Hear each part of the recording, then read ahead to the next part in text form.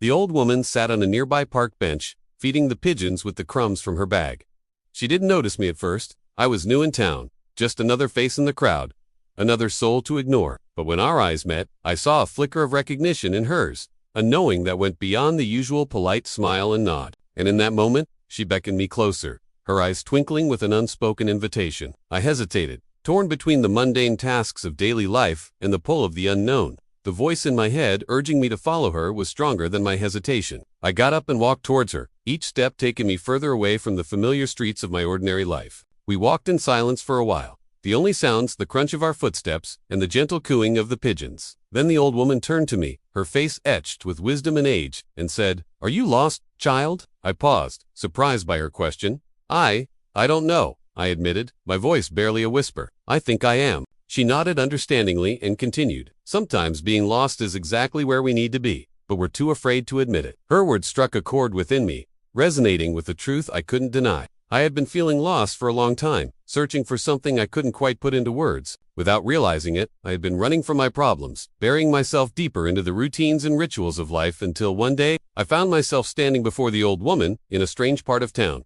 "Where are we going?" I finally asked, breaking the silence. The old woman smiled, her eyes crinkling at the corners. "To somewhere you need to see," she replied cryptically. We walked on, and after what felt like an eternity, we arrived at a place that seemed out of time. It was a small garden nestled between two buildings, hidden from the rest of the world as if it didn't want to be found. A weathered wooden sign hung crookedly from an iron gate, its paint peeling and the letters worn smooth by time. All that could be made out was the word hope. As I stepped into the garden, I felt a profound sense of peace wash over me. It was as though the chaos of the world outside had faded away, leaving me in a bubble of tranquility. The air was filled with the sweet fragrance of blooming flowers, and the sound of birdsong was like a soothing melody. In the center of the garden stood a magnificent oak tree, its branches reaching towards the sky like gnarled fingers. As I walked towards it, the tree seemed to hum with a hidden energy, beckoning me to come closer. When I placed my hand on its rough bark, I felt a jolt of electricity course through me, sending shivers down my spine. And then I saw it, etched into the trunk of the oak tree, were the names of people, countless names from different eras, their stories lost to time.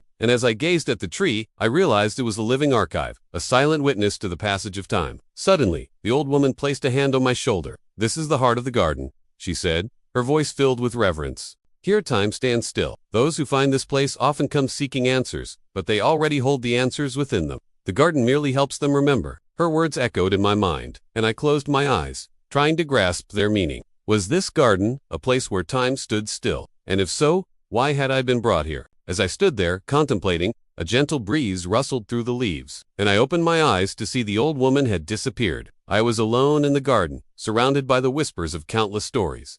And then it hit me. This garden wasn't just a place. It was a feeling, a state of being. It was a reminder that time was not just a relentless march forward, but a tapestry woven with moments, both big and small. It was a place where the boundaries of time seemed to blur, where the past, present, and future intertwined. I spent hours in that garden, walking among the flowers, listening to the birds, and reading the stories etched into the oak tree. It was as if the garden itself was sharing its secrets with me, revealing the interconnectedness of all things. When I finally left the garden, it was with a heavy heart, knowing that I couldn't stay in that timeless place forever. But as I stepped back onto the busy street, I felt as though I had been transformed. The noise and chaos of the city seemed distant, and I walked with a newfound sense of peace and clarity. And as I looked up at the sky, I noticed a small, almost imperceptible shift in the clouds, as if the heavens themselves were parting to reveal a glimpse of the eternal beauty that lay beyond.